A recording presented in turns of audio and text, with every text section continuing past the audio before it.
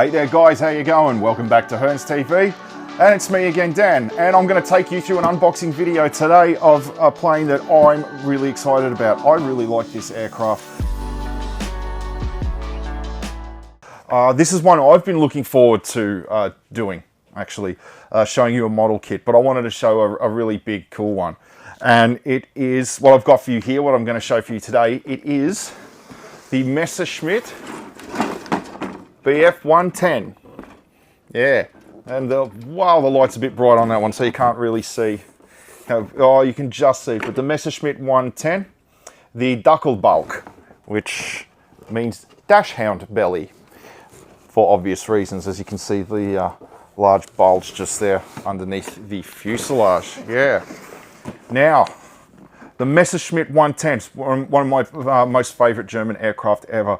When it comes to aircraft made for combat, you look at it and it just looks the part.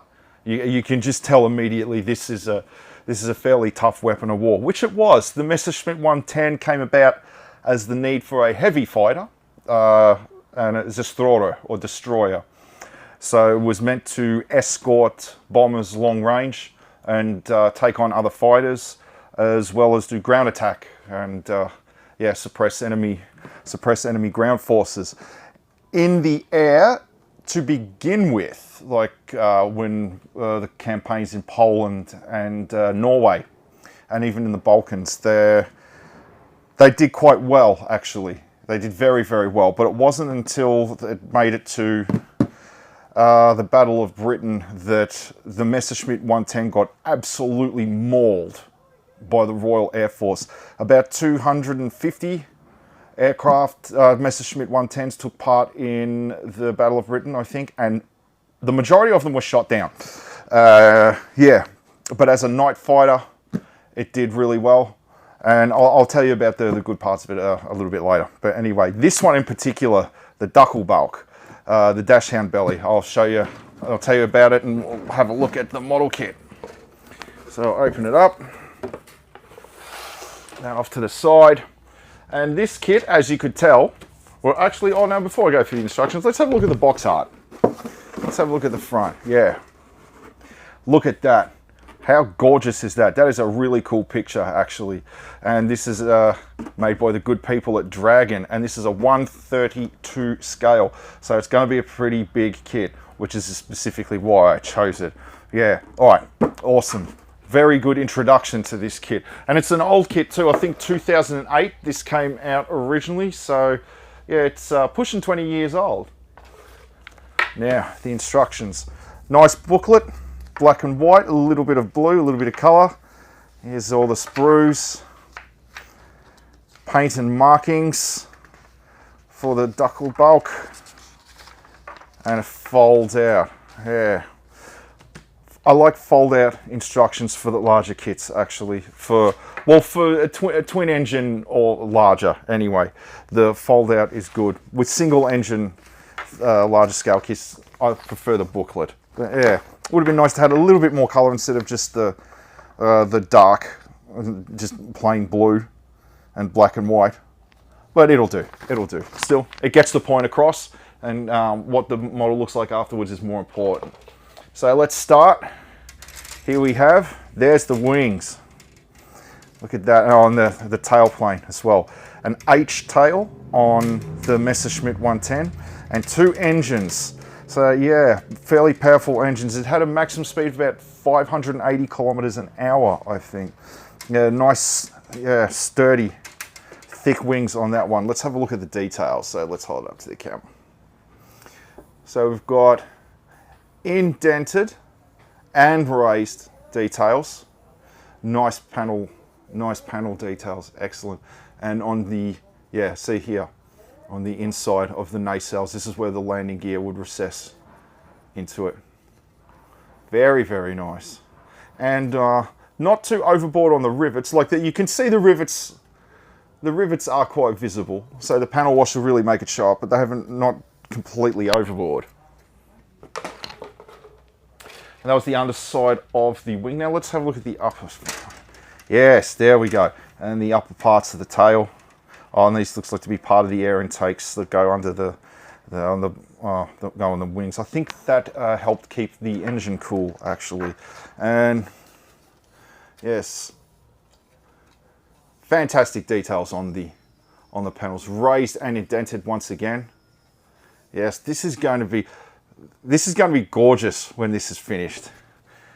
Yeah, we don't have that many. We haven't had that many Messerschmitt 110 kits in the store since I've started here, but I'd like to see more. I want to get a couple myself. Let's keep going now. Look at that.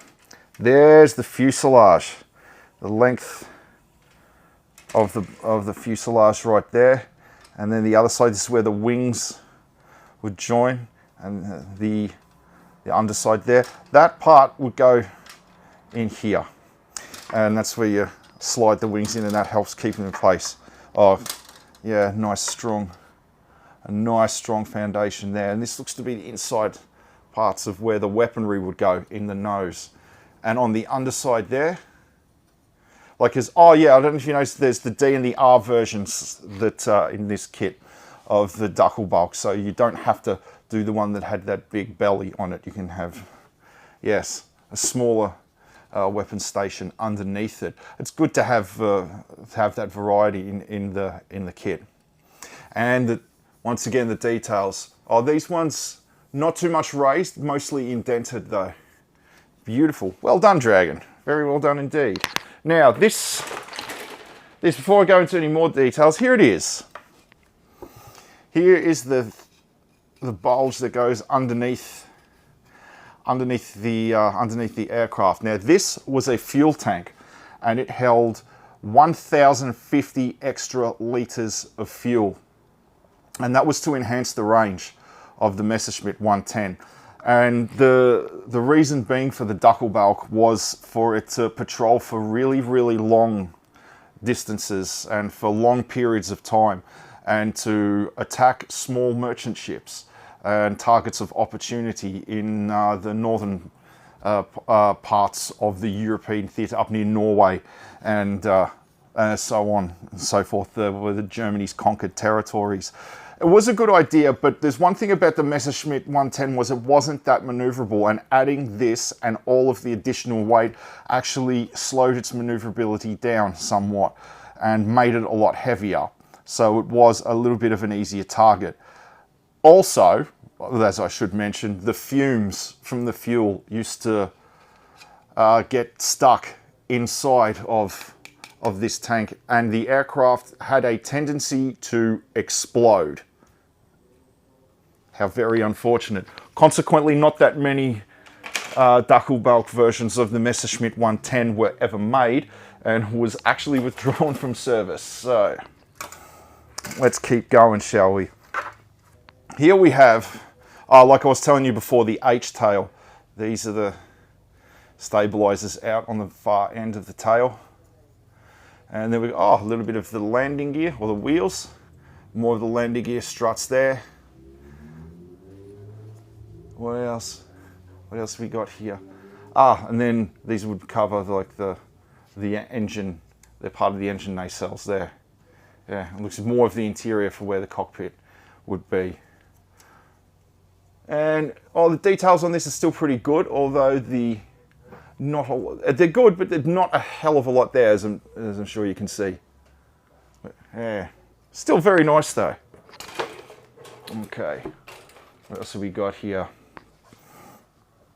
This is inside. Yes, see, there's the instrumentation panel where the pilot would sit, and yeah, 3 crew in the Messerschmitt 110, and yeah, on the floor, on the inside of the cockpit. And then more of the dials and all of the interior of the information that would be presented to the crew. More dials there. There's a lot of, let me hold that up. I don't know if the camera would be able to do that justice, but yeah, you can really fixate on the details for the cockpit on this particular one. This is excellent. I like this a lot. How very, very fine, all of the needles on the dials are. Excellent. Very true to form. All right, what else have we got here?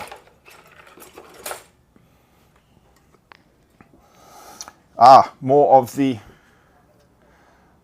engine nacelles there.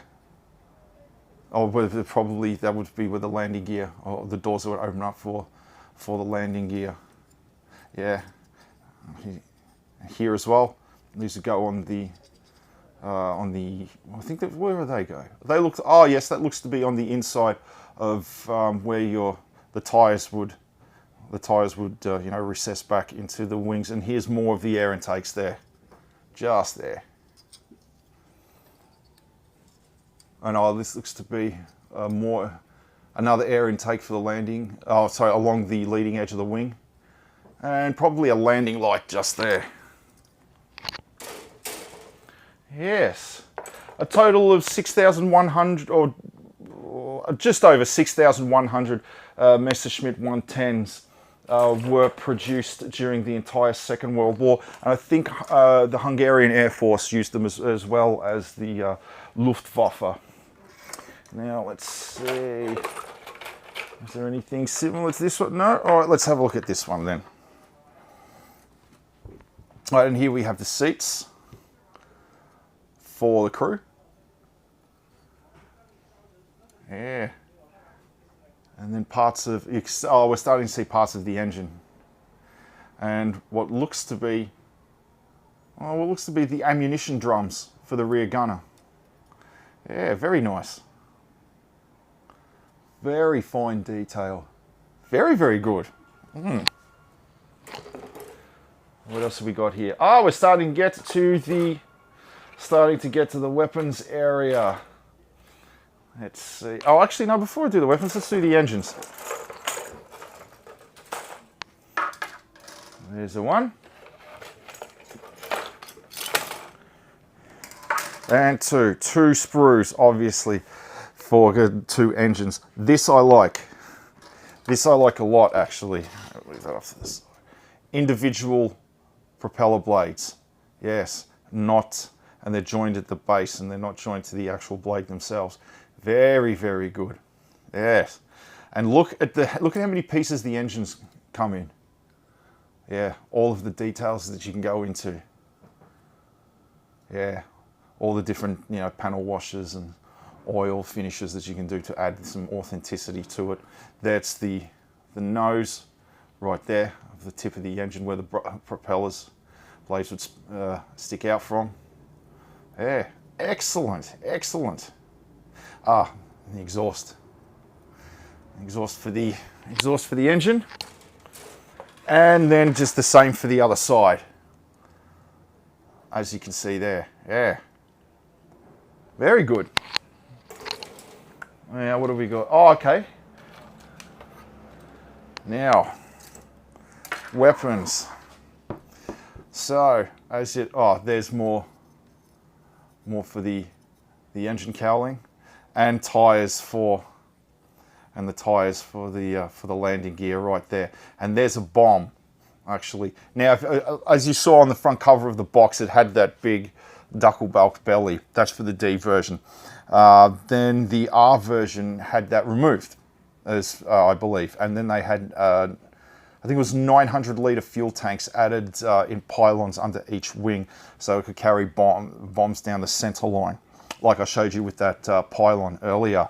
So yeah, instead of doing the big belly, you can have bombs instead. And here you have some of the guns that would go in the nose of the Messerschmitt 110. Yeah, or even the guns that would be for the rear gunner. The forward-facing guns, there were two, I think, 20mm cannons and four 7.92mm machine guns, or .312 in the old measurement system, if I've remembered that correctly. Yeah, it would be nice if they had actual rubber tires like the trumpeter kits do. But yeah, like I said, no kit's ever perfect. But yeah, pretty big forward punch on the Messerschmitt 110. It could do quite a bit of damage if it was pointing at you and wanted to take you out. So let's a few little bits and pieces here. There's the nose. Right there, as you can see, I'll hold it up that way. So yeah, you can see the holes, the ports where the guns would fire from.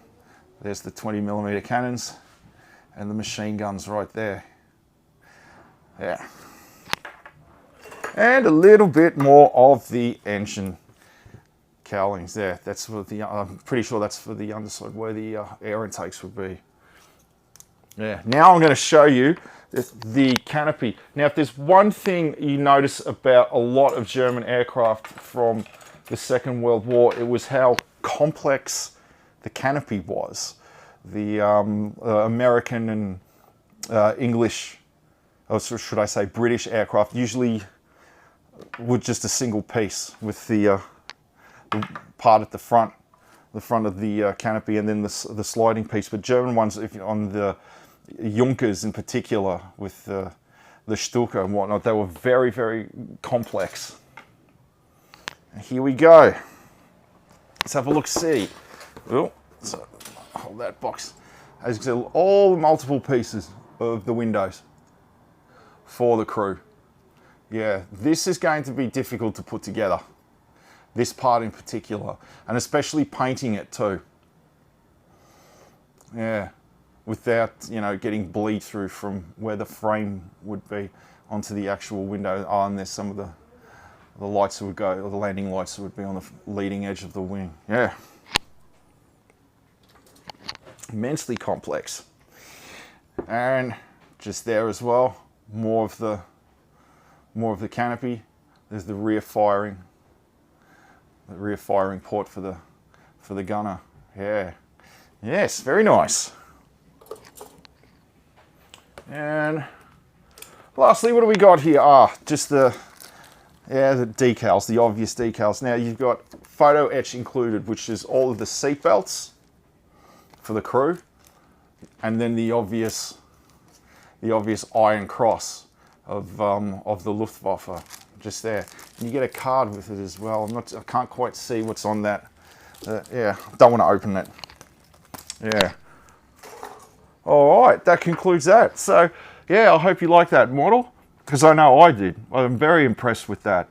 Yeah, now, just in conclusion, like I was saying before about the Messerschmitt 110, had a fairly checkered past where it was put into situations where it wasn't really suited for in air-to-air. But like I said, as ground attack, North Africa and other places, and on the Eastern Front too against the Russians, the Messerschmitt 110 did immense damage to ground forces, and it was actually used as an interceptor against American bombers during the early stages of the campaign. And they took an extremely heavy toll on American bombers, but this is before the single-engine escort fighters were brought in. And also the Messerschmitt 110 was also the most successful night fighter of the entire Second World War, I believe. Yeah, cool. Awesome, excellent plane. Actually, I'm a big fan of the Messerschmitt 110. Love this kit heaps, actually. Any Messerschmitt 110 kits that you can get your hands on, I recommend you do it. 48 scale, 32 scale. Yeah, the larger the better, because this is such a cool plane. Yeah, cool. All right, thanks for tuning in, guys. Don't forget to like and subscribe, and I hope to see you in the store sometime soon. And as always, rock and roll, baby. Yeah.